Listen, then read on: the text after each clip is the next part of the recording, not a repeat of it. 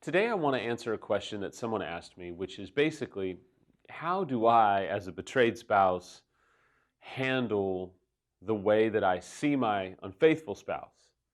How do I deal with that? How do I process it?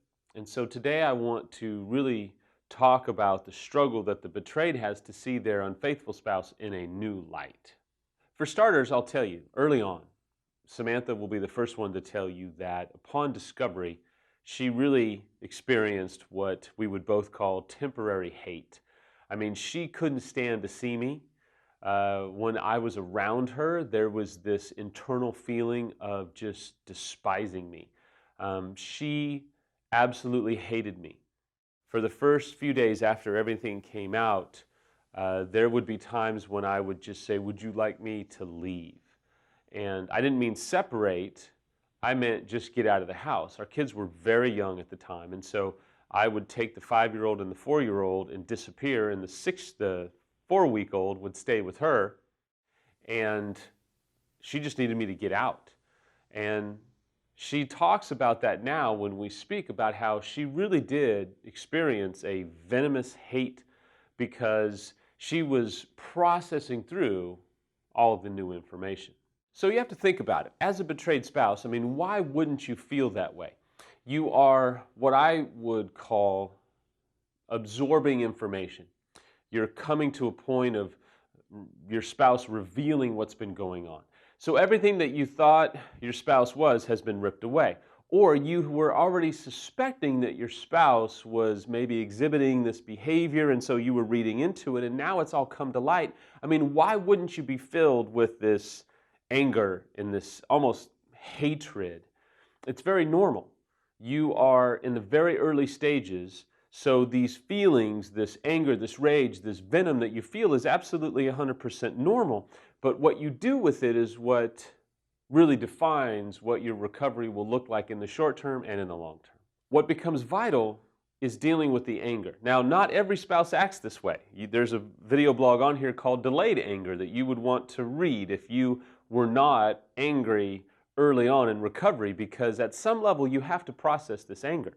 Now, early on, Samantha had to really deal with some anger management. She really had to get some help to deal with the anger and how to process the anger. It's a normal piece to the puzzle.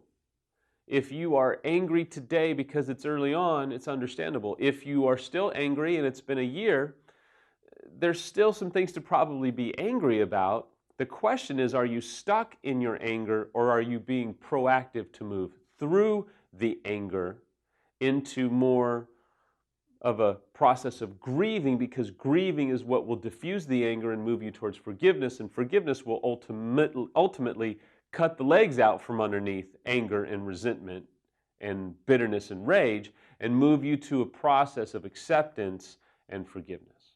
So let me be real practical. If you're a betrayed spouse, one of the best things that you can do is process emotionally. And you're going to be exhausted because you're constantly processing the reality of what has hit you.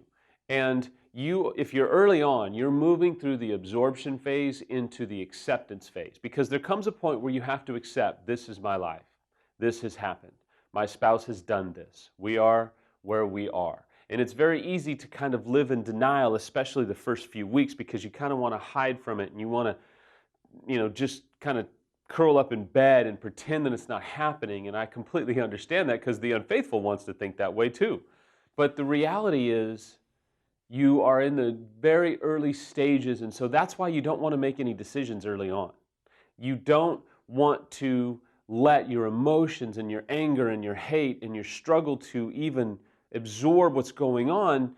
You don't want that to be the backdrop of when you're trying to make a decision. Do you save the marriage? Do you keep the marriage? What you really want to focus on is getting the right help so that you can deal with the anger and not be a prisoner of it. Because if you just make decisions based upon anger, you're going to regret them later, because you probably won't be making a decision that is based upon what's best for you, your spouse, or your kids. You'll be making a decision based upon a false fuel, if you will, that isn't rooted in love, but is more rooted in maybe retaliation or hate or anger, and that seldom produces peace in our life.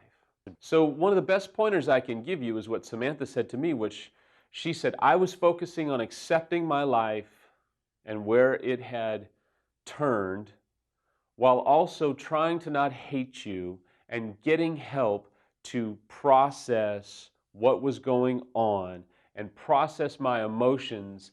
And this is a bit of a controversial statement, but she said to me, I was watching to see how you were handling yourself. You see, if I was going to be this defensive, angry jerk who was going to continue to blame her and not be safe, then she was going to have a hard time seeing me compassionately or with any degree of mercy or any degree of a willingness to forgive. Early on, as a betrayed spouse, man, your world has been rocked. You have experienced shock and awe to the likes of which you've probably never experienced. So don't make any decisions early on. Allow yourself room. Give yourself grace. Be compassionate upon yourself to experience the anger in a very controlled, very safe way. To put some boundaries to even your own expression of that anger, to where you hit maybe a heart rate of 100 beats per minute, or you feel like you are flooding and you feel like you are out there.